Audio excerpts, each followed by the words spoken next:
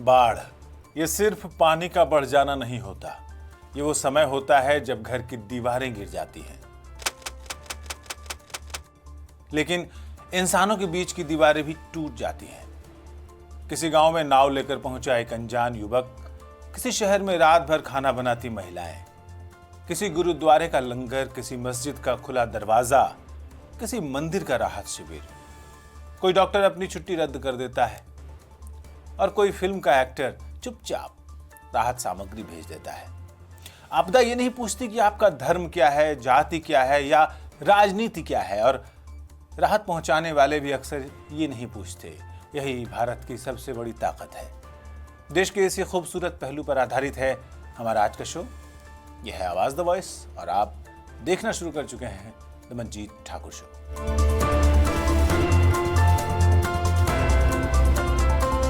Social media पर पिछले एक सप्ताह की ही तस्वीर देख लीजिए। असम में बाढ़ ने लाखों लोगों को प्रभावित किया। गांव डूबे, सड़कें पानी में समा गई, हजारों परिवार राहत शिविरों में पहुंचे।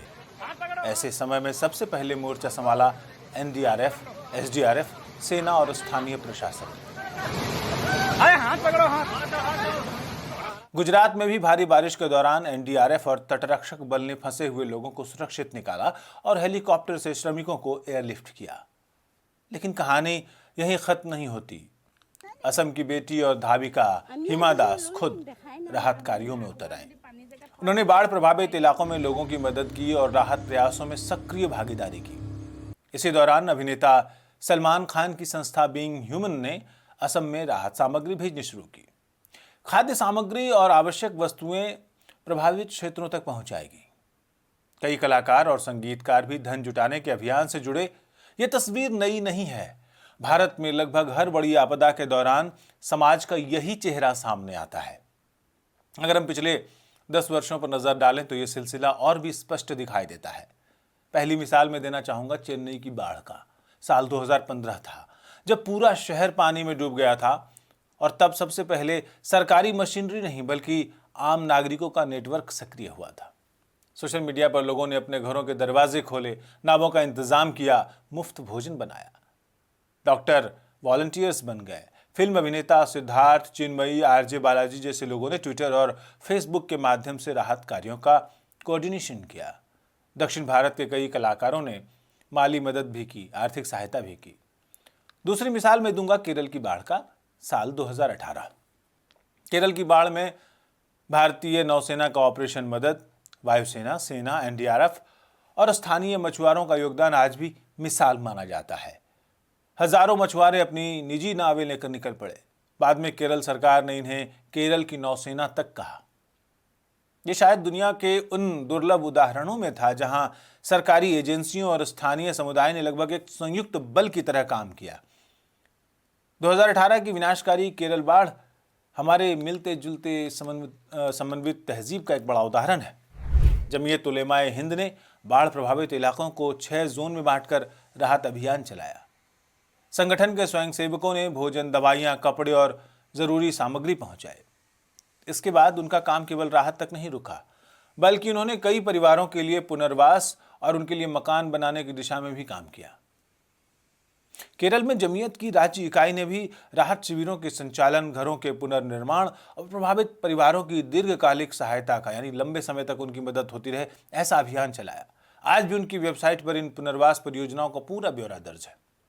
तीसरी मिसाल मैं आपको देता हूं चक्रवात ताउते का और यास का, जो 2021 में आए थे, जब पश्चिमी और पूर्वी तट पर ये दोनों बड़े चक्रवातों ने बड़ा विनाश मचाया था। तब एनडीआरएफ की दर्जनों टीमें पहले से तैनात थी। हजारों लोगों को सुरक्षित स्थानों पर पहुंचाया गया। कई डॉक्टरों, स्वयंसेवी संगठनों और धार्मिक संस्थाओं ने राहत शिविर चलाए। चौथी मिसाल 2023 में चक्रवात मिचाओ। उस दौरान चेन्नई में भारतीय नौसेना, सेना, एनडीआरएफ और स्थानीय स्वयंसेवकों ने कोऑर्डिनेशन की अनोखी मिसाल पेश की। सूर्या, कार्ति जैसे कलाकारों ने राहत कोष में योगदान दिया। कंपनियों ने भी आर्थिक सहायता दी। पांचवी मिसाल पंजाब और उत्तर भारत की बाढ़। हाल के वर्षों में पंजाब में आई बाढ़ के दौरान Khalsa aid, global 6, Kalgidhar trust और अनेक स्थानीय स्वयंसेवी संगठनों ने भोजन, दवाइयां, पशुओं का चारा और पीने का पानी पहुंचाया। सेना हो, बीएसएफ हो, एनडीआरएफ हो, स्थानीय प्रशासन हो, इन सब के साथ हजारों लोगों को सुरक्षित स्थानों पर पहुंचाया गया। लेकिन सवाल यह है कि भारत में ऐसा बार बार क्यों होता है?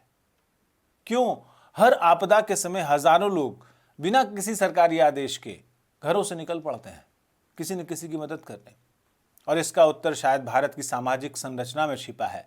यहाँ सेवा केवल दान नहीं है, ये संस्कृति है, कल्चर है। सिख परंपरा में सेवा, इस्लाम में ज़कात और सदका, हिंदू परंपरा में दान और नर सेवा, नारायण सेवा, जैन और बौद्ध परंपराओं में करुणा, ईसाई संस्थाओं की राहत सेवाएं।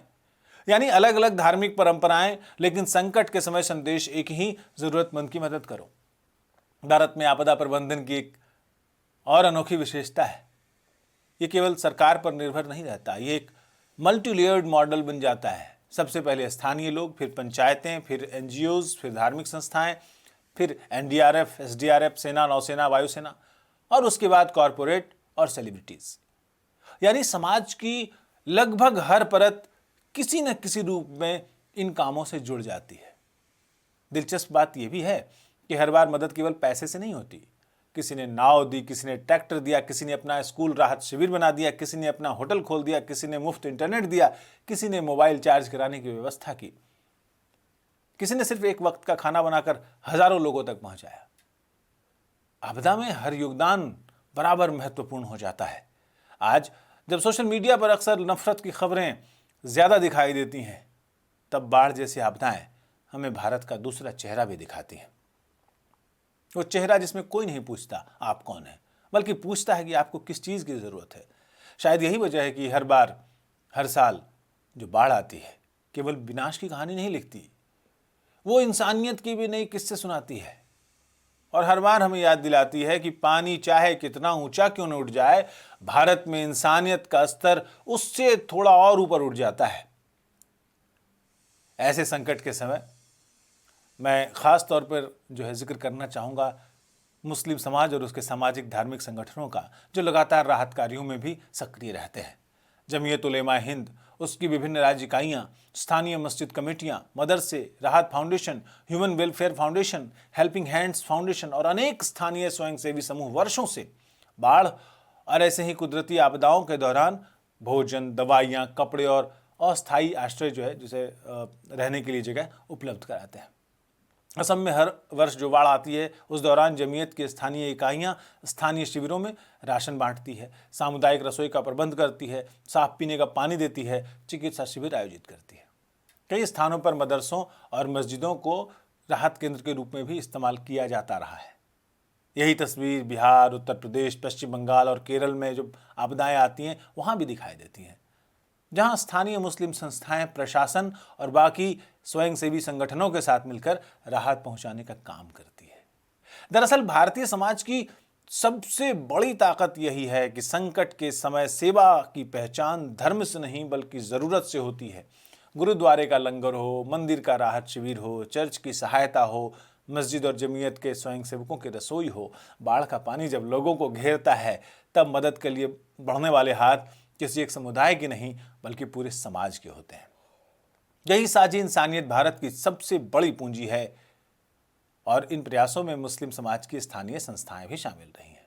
कई जिलों में मस्जिद समितियों, मदरसों और स्थानीय मुस्लिम स्वयंसेवकों ने सामुदायिक रसोई चलाई है, राहत सामग्री एकत्र की है, प्रशासन के साथ मिलकर प्रभावित परिवारों तक जरूरी सामान पहुंचाया है। अगर हम असम की बात करें तो वहां अजमल फाउंडेशन जैसी संस्थाएं भी राहत और पुनर्वास के क्षेत्र में काम करती रही हैं। हालांकि किसी भी बड़ी आपदा के समय राहत कार्य केवल सरकार या सुरक्षा एजेंसियों की जिम्मेदारी ही नहीं है, एक समाज के तौर पर ये हमारी भी जिम्मेदारी है और हम उस काम में हमेशा आगे रहते हैं। पूर्वोत्तर भारत में, जैसा मैंने कहा, अजमल फाउंडेशन कई वर्षों से बाढ़ राहत का नियमित हिस्सा रहा है। असम में हर साल आने वाली बाढ़ के दौरान ये संस्था स्थानीय प्रशासन के साथ समन्वय करके राहत सामग्री, खाद्यान्न, स्वच्छ पेयजल और जरूरी वस्तुओं का वितरण करती है। संस्था ने अपनी वेबसाइट पर भी कहा है कि राहत सामग्री सबसे अधिक प्रभावित और आर्थिक रूप से कमजोर परिवारों तक प्राथमिकता के आधार पर पहुंचाई जाती है। इस वर्ष भी यानी 2026 में भी अपर असम में आई बाढ़ के दौरान अजमल फाउंडेशन ने राहत अभियान शुरू किया है और स्थानीय प्रशासन के साथ मिलकर राहत सामग्री वितरित कर रही है। इसके साथ ही संस्था से जुड़े राजनीतिक नेता जो हैं बदरुद्दीन अजमल, उन्होंने बाढ़ पीड़ितों के लिए अलग से आर्थिक सहायता की घोषणा भी की है। इसी तरह ह्यूमन वेलफेयर फाउंडेशन जैसी संस्थाएं हैं जो शिक्षा और स्वास्थ्य तक सीमित नहीं है। प्राकृतिक आपदाओं के समय राहत और मानवीय सहायता उनके कामकाज का एक हिस्सा है। देश के विभिन्न राज्यों में उनके स्वयंसेवक स्थानीय साझेदार संगठनों के साथ मिलकर राहत अभियानों में हिस्सा लेते रहे हैं। इसी वर्ग में हम आपको याद दिलाना चाहेंगे हेल्पिंग हैंड्स फाउंडेशन जैसी संस्थाओं का, जो बाढ़, भूकंप और अन्य आपदाओं के दौरान चिकित्सा सहायता देते हैं, राशन वितरण करते हैं और पुनर्वास कार्यों में अपनी महत्वपूर्ण भूमिका निभाते हैं। ये संगठन और इनके कामकाज मीडिया की सुर्खियों से दूर रहते हैं, लेकिन इनका काम बहुत महत्वपूर्ण है। दरअसल भारत की आपदा राहत व्यवस्था की सबसे बड़ी ताकत यही है कि इसमें कोई एक संस्था नहीं बल्कि पूरा समाज शामिल हो जाता है। गुरुद्वारे का लंगर, मंदिर का राहत शिविर, मस्जिद और मदरसों के परिसरों का राहत सामग्री केंद्र के रूप में बदल जाना, ये हमारे समाज की ताकत है। कोई स्वयंसेवक नाव लेकर निकल पड़ता है, कोई डॉक्टर बिना शुल्क के इलाज करता है। संकट की घड़ी में धर्म, भाषा और क्षेत्र की सीमाएं पीछे छूट जाती है, रह जाती है केवल एक पहचान, इंसानियत। लेकिन एक संस्था का जिक्र न किया जाए तो ये बातचीत अधूरी रहेगी। आपदाओं के समय राष्ट्रीय स्वयंसेवक संघ और उससे जुड़े सेवा संगठनों की भूमिका बहुत उल्लेखनीय रही है, आज से नहीं, आज़ादी के बाद से। सेवा भारती जो संघ का प्रमुख सेवा संगठन है, पिछले कई दशकों से बाढ़, भूकंप, चक्रवात जैसी प्राकृतिक आपदाओं में राहत काम करता रहा है। 2015 की चेन्नई बाढ़ के दौरान सेवा भारती के स्वयंसेवकों ने हजारों भोजन के पैकेट, कपड़े और दवाइयां प्रभावित परिवारों तक पहुंचाई। 2018 की केरल बाढ़ में संगठन ने राहत शिविर चलाए, सफाई अभियान में हिस्सा लिया और पुनर्वास के लिए घरों की मरम्मत और जरूरी सामग्री उपलब्ध कराई। 2023 में हिमाचल प्रदेश की बाढ़ और भूस्खलन के दौरान भी स्वयं सेवकों ने राहत सामग्री वितरण, सामुदायिक रसोई और सफाई अभियानों में प्रशासन का सहयोग किया। जब हाल के वर्षों की बात करें तो असम, बिहार और उत्तराखंड की बाढ़ में स्थानीय स्तर पर सेवा भारती और उनके स्वयंसेवकों ने भोजन, कपड़े, दवाइयां जैसे काम किए, लोगों की मदद की। संघ का यही कहना है कि उसके स्वयंसेवक देश भर में सेवा परियोजनाओं के माध्यम से पहले से सक्रिय रहते हैं, इसलिए आपदा आने पर स्थानीय स्तर पर राहत काम तुरंत शुरू कर सकते हैं और इसमें वो कामयाब रहते हैं। इन अभियानों में अक्सर स्थानीय प्रशासन, सेना, एनडीआरएफ और बाकी जो एनजीओज होते हैं उनके साथ मिलकर एक समन्वय के साथ काम किया जाता है और आपदा की घड़ी में यही समन्वय राहत कार्यों को अधिक प्रभावशाली बनाता है। यही भारत की खूबसूरती। ये बात हम बार बार आपसे कह रहे हैं कि संकट की घड़ी में मदद करने वालों की पहचान उनके धर्म से नहीं, उनके काम से होती है। आपदा के समय जो साझी इंसानियत सामने आती है, यही भारत की सबसे बड़ी ताकत है। आज के शो में इतना ही, फिर मिलते हैं अगले शो में किसी विशेष विषय पर ऐसे ही बातचीत के साथ। दीजिए विदा मंजीत ठाकुर को और हमारी पूरी टीम को। नमस्कार।